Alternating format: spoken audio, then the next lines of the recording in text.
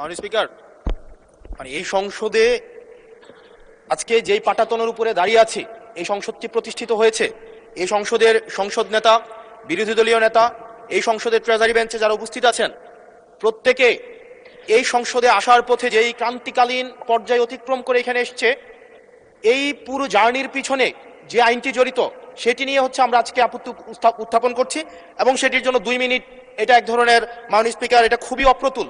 আমরা এই সংসদে বিভিন্ন বিষয়ে প্রশংসা, এই সংসদে বিভিন্ন বিষয়ে অনেক সময় অপচয় হয়, কিন্তু জাতির সাথে সবচেয়ে গুরুত্বপূর্ণ বিষয়ের আমাকে যে 2 মিনিট সময় দেওয়া হয়েছে এটি অপ্রতুল। আমি মাননীয় স্পিকারের কাছে আবেদন জানাবো এই বিষয়ে টাইম কনস্ট্রেন্ট না করে আমরা আমাদের বক্তব্যটা যেন উপস্থাপন করতে পারি, সেজন্য আপনার অনুমতি প্রার্থনা করছি। মাননীয় সদস্য, সাধারণত আপত্তি উত্থাপন আগে সংসদগুলোতে 2 মিনিটে দেওয়া হতো, তবে আপনি যেহেতু বলেছেন আপনি আরো 2 মিনিট বলেন, 4 মিনিটের মধ্যে বক্তব্য শেষ করবেন। মাননীয় স্পিকার, এই যে আইনটি আজকে যেটি পাশ করানোর কথা বলা হচ্ছে, এটির মধ্য দিয়ে 2009 সালের জাতীয় মানবাধিকার কমিশনের যেই আইনটি সেটিকে রিস্টোর করা হবে। জাতীয় মানবাধিকার কমিশনের যে 2009 সালের যে আইনটি আছে, সে আইনের প্রয়োগ দীর্ঘ 17 বছর ধরে হয়েছে, সেটি আমরা দেখেছি। জাতীয় মানবাধিকার কমিশনের নামে বিরোধী দল ও মতকে দমন কমিশন হিসেবে সেটি ব্যবহার করা হয়েছে। বিএনপিকে দমন করার বৈধতা জাতীয় মানবাধিকার কমিশন উৎপাদন করেছে। আমরা জাতীয় মানবাধিকার কমিশনের চেয়ারম্যানকে বলতে শুনেছি, জামাতের নেতাকর্মীদেরকে গুলি করা বৈধ মানবাধিকার টিকিয়ে রাখার স্বার্থে।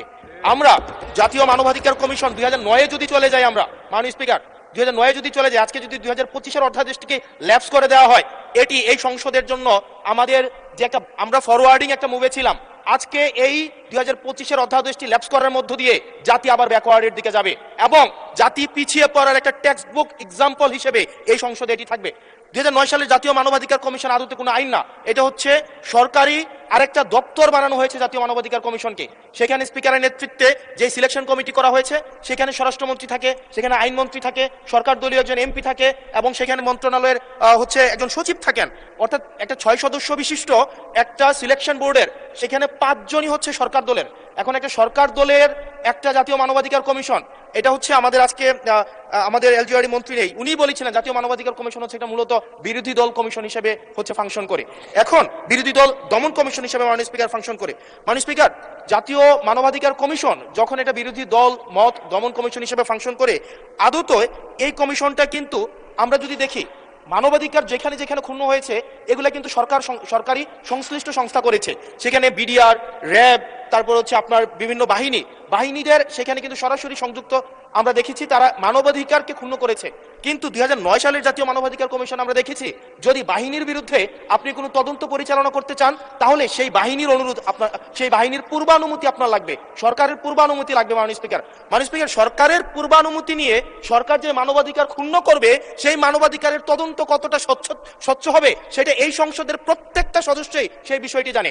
আজকে সরকার দলের একজন মাননীয় সংসদ সদস্যের আজকে এই বিলের যে ল্যাপস করে দেওয়া হবে, আমি আসলে এই সংসদে আজকে যদি 2024 সালের মে মাস হতো আর এই বিলটি যদি উত্থাপন হতো, তাহলে এই সংসদের এমন একজন ব্যক্তি নাই যেটার বিরোধিতা করতো, প্রত্যেকে এটাকে সাদরে গ্রহণ করতো।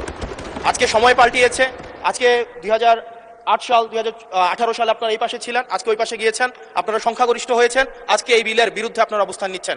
2024 সালের কোনো এক মাসে, জুলাইয়ের আগে, এটা ফেব্রুয়ারি, জানুয়ারি, মার্চ, যদি এটা তৎকালীন ফেসিবাদ সময়ে যদি এই বিলটাকে 2025 সালের যে আপনাদের জাতীয় মানবাধিকার কমিশনের যে অধ্যাদেশটা আছে সেটা যদি এই সংসদে উত্থাপন করা হতো, 300 জন এখানে যারা উপস্থিত আছেন প্রত্যেকেই চাইতেন এই জাতীয় মানবাধিকার কমিশনটা সেটা যেন পাশ করা হয়। কিন্তু আজকে সময় পাল্টিয়েছে, ঋতু পরিবর্তন হয়েছে, আজকে চেয়ার পরিবর্তন হয়েছে, দিক পরিবর্তন হয়েছে, আমরা জাতীয় মানবাধিকার কমিশনের বিরুদ্ধে আমরা অবস্থান নিচ্ছি এবং আজকে আমাদের এই অবস্থান রং সাইড অফ দা হচ্ছে আমাদের রাইট অর রং, আমরা যে মোরালিটির আমরা রং সাইডে অবস্থান নিচ্ছি, এটা টেক্সট বুক এক্সাম্পল হিসেবে ইতিহাসে লিপিবদ্ধ থাকবে। মাননীয় স্পিকার, এই আইনটা এটা শুধুমাত্র যে জাতীয় মানবাধিকার কমিশন শুধুমাত্র এটার সাথে সম্পর্কিত না, বরং এটা আরো 2টা অধ্যাদেশের সাথে সম্পর্কিত। এটা গুম অধ্যাদেশের সাথে সম্পর্কিত এবং আমাদের যে জুলাই গণ অভ্যুত্থান দায় এবং হচ্ছে আমাদের দায় মুক্তির যে অধ্যাদেশটা রয়েছে সেটার সাথে সম্পর্কিত। আজকে 2025 সালের জাতীয় মানবাধিকার কমিশন এটাকে ল্যাপস করার মধ্য দিয়ে আদতে বাকি 2টা অধ্যাদেশকে অর্নামেন্টাল করে ফেলা হয়। এটাকে আদতে সরকার এই পরবর্তীতে অধ্যাদেশগুলোকে রাজনৈতিক দমন পীড়নে যে ওয়েপনাইজ করবে না, সেটির কোনো নিশ্চয়তা নেই। মাননীয় স্পিকার, আমাদের সবচেয়ে বড়, আমরা ইতিহাস থেকে কোনো শিক্ষা নেই না।